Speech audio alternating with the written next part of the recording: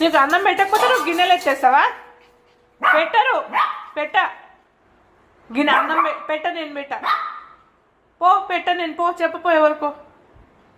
పో బనానా పెడతాడా నీకు? గిన్నె ఎందుకు ఎత్తేస్తున్నావు? పెట్ట లేదు, అయిపోయింది. తిన్నావు కదా నువ్వు? లేదు, అయిపోయింది. పో